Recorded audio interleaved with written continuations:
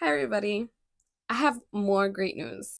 Some of you might have already seen my video about El Centro Cultural Taíno en la Casa del Cordón. And they're already using the space to have conversations about different aspects of our culture.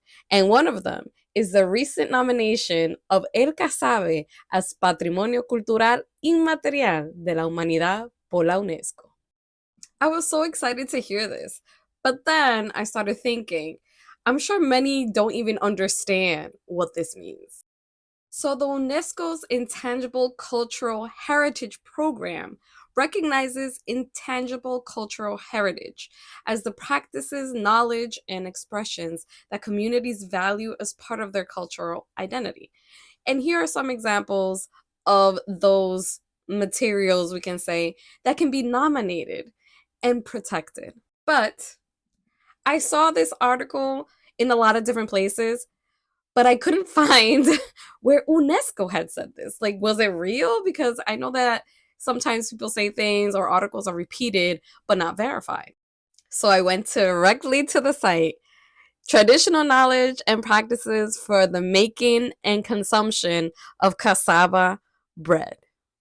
So in 2023, Cuba, Dominican Republic, Haiti, Honduras, and Venezuela all nominated the traditional knowledge and practices for making and the consumption of cassava bread. Because basically, it's all very similar in all of these cultures, and all of these cultures are intertwined. So, what does that mean for us? It means that the UNESCO will make an effort to protect this practice, and for future generations until the earth ends or UNESCO is dissolved, we will continue to have cassava bread. So, going back to the discussion in the Centro Cultural Taíno, they spoke about how this bread is part of the Dominican identity.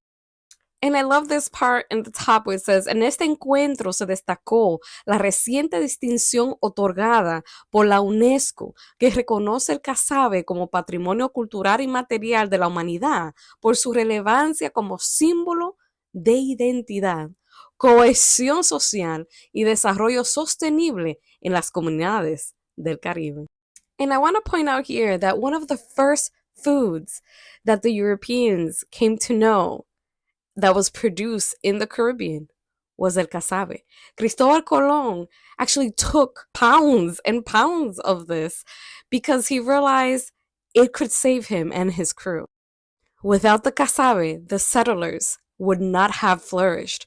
They would have all perished. And the Tainos knew this. So, as part of their rebellion, they would stop making casabe because it was their bread. It was sustain their villages. So they would destroy the whole plantation of casabe plants and not produce any of the food.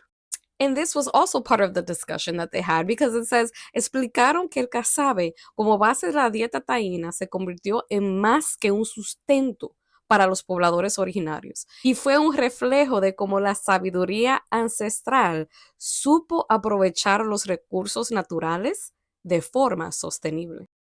And this is what that discussion looked like. They also spoke about the process of making casabe, which was a long process. However, los taínos developed a way of producing this all year round. They never had like a point in time where they were hungry, where they didn't have enough to eat until the Spanish arrived and disrupted their cycle. And they, the Spanish were very ignorant. They didn't know what they were doing. They thought, oh, these are just nobodies. And not only did the Tainos starve, but they starved because they disrupted the food chain. And as it says here, los asistentes al conversatorio conocieron las técnicas ancestrales de elaboración del casabe y su permanencia en las mesas dominicanas a lo largo de los siglos. Además, se fomentó el diálogo sobre la importancia de preservar esta tradición y también promover su valor gastronómico, ya que el casabe es un legado vivo de las raíces de la dominicanidad. Honra la historia y proyecta la identidad local hacia el futuro. El proceso de la yuca era algo que se hacía en comunidad reunía a los grandes, a los pequeños. Se sabe que por lo general las mujeres lo hacían, pero también los hombres tenían conocimiento. So men and women, they both participated in making sure that their villages had enough to sustain themselves. This was serious business right here. And I love this image because you can see the whole process. He's bringing the roots from conuco, and they would use the same plant to plant again.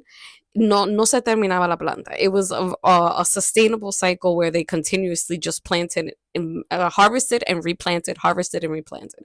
Now this lady here, she's peeling the roots, the la yuca, and then here, this one over there, she's grating it. And then once that's all grated in the back, you can see what is hanging from the tree. They would actually put it into that sieve to make sure all the liquid came out. That liquid was poisonous. They would then use the liquid on their arrows.